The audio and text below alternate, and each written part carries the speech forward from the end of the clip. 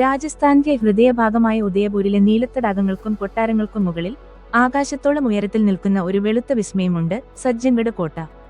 വെറുമൊരു വിനോദസഞ്ചാര കേന്ദ്രം എന്നതിലുപരി മേവാർ രാജവംശത്തിന്റെ സ്വപ്നങ്ങളും ശാസ്ത്രീയ താൽപര്യങ്ങളും ഇഴചേർന്ന ഈ മൺസൂൺ പാലസിലൂടെ ഒരു സാങ്കല്പിക യാത്ര പോകാം. 19-ാം നൂറ്റാണ്ടിന്റെ അവസാനത്തിൽ 1884-ൽ മഹാറാണ സജ്ജൻ സിംഗാണ് ഈ കൊട്ടാരത്തിന്റെ നിർമ്മാണത്തിന് തുടക്കമിട്ടത്.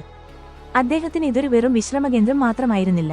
ആകാശത്തിലെ മഴമേഘങ്ങളുടെ ഗതി നിരീക്ഷിക്കാനും കാലാവസ്ഥാ വ്യതിയാനങ്ങൾ മനസ്സിലാക്കാനുമുള്ള ഒരു ജ്യോതിശാസ്ത്ര കേന്ദ്രമായാണ് ആസ്ട്രോണോമിക്കൽ സെന്റർ അദ്ദേഹം ഇത് വിഭാവനം ചെയ്തത്. സമുദ്രനിരപ്പിൽ നിന്ന് ഏകദേശം 3100 അടി ഉയരത്തിൽ ആരവല്ലി നിരകളിലെ ബൻസദര കുന്നിൻ മുകളിൽ ഈ സ്ഥലം തിരഞ്ഞെടുത്തതിന് പിന്നിലും ഈ ശാസ്ത്രീയ ലക്ഷ്യമുണ്ടായിരുന്നു. എന്നാൽ കൊട്ടാരത്തിന്റെ പണി പൂർത്തിയാകുന്നതിന് മുൻപേ മഹാറാണ അന്തരിച്ചു. പിന്നീട് വന്ന മഹാറാണ ഫത്തേ സിംഗാണ് ഇന്നത്തെ കാണുന്ന രൂപത്തിൽ ഇതിന്റെ നിർമ്മാണം പൂർത്തിയാക്കിയത്. ദൂരത്തുനിന്ന് നോക്കുമ്പോൾ മേഘങ്ങൾക്കിടയിൽ ഒഴുകിനടക്കുന്ന ഒരു വെളുത്ത കൊട്ടാരം പോലെ തോന്നിപ്പിക്കും സജ്ജൻഗഡ്. രാജസ്ഥാനി വാസ്തുവിദ്യയുടെ പ്രൗഢി വിളിച്ചോതുന്നതാണ് ഇതിന്റെ ഓരോ കോണും. അതിശയിപ്പിക്കുന്ന കൊത്തുപണികളുള്ള മാർബിൾ തൂണുകളും ഉയർന്ന ഗോപുരങ്ങളും വിശാലമായ ബാൽക്കണികളും ഈ കൊട്ടാരത്തിന് ഒരു രാജകീയ പരിവേഷം നൽകുന്നു. ഇവിടുത്തെ എടുത്തുപറയേണ്ട ഒരു പ്രത്യേകത അന്നത്തെ കാലത്തെ മികച്ച എഞ്ചിനീയറിംഗ് ബുദ്ധിയാണ്.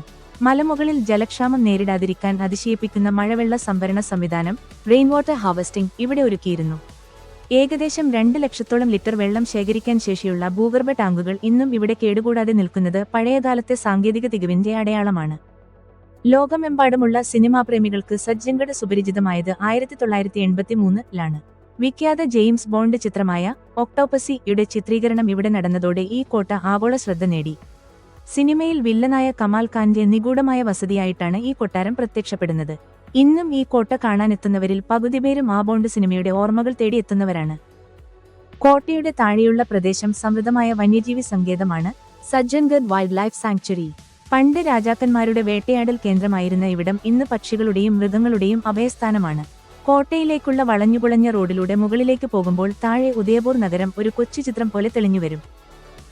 പിച്ചോള തടാകവും ഫത്തേ സാഗർ തടാകവും ഹവേലികളും ഒക്കെ ചേർന്ന ആ കാഴ്ച വാക്കുകൾക്ക് അതീതമാണ്.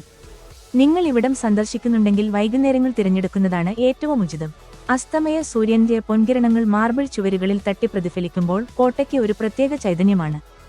സന്ധ്യ മയങ്ങുമ്പോൾ താഴെ നഗരം ലക്ഷക്കണക്കിന് ദീപങ്ങളാൽ തിളങ്ങുന്നത് കാണുന്നത് ജീവിതത്തിൽ ഒരിക്കലും മറക്കാനാവാത്ത ഒരു കാഴ്ചയായിരിക്കും. ചരിത്രത്തിന്റെ ഗന്ധവും കലയുടെ മാസ്മരികതയും പ്രകൃതിയുടെ ശാന്തതയും ഒന്നിക്കുന്ന സജ്ജൻഗഡ് കോട്ട രാജസ്ഥാന്റെ പ്രതാപം വിളിച്ചോതുന്ന ഒരു അനശ്വര സ്മാരകമായി ഇന്നും നിലകൊള്ളുന്നു. ഓരോ സഞ്ചാരിക്കും ഈ കോട്ട നൽകുന്നത് വെറുമൊരു കാഴ്ചയല്ല, മറിച്ച് നൂറ്റാണ്ടുകൾക്ക് മുൻപുള്ള ഒരു രാജവംശത്തിന്റെ സ്വപ്നങ്ങളിലേക്കുള്ള ഒരു തിരിഞ്ഞുനോട്ടം കൂടിയാണ്.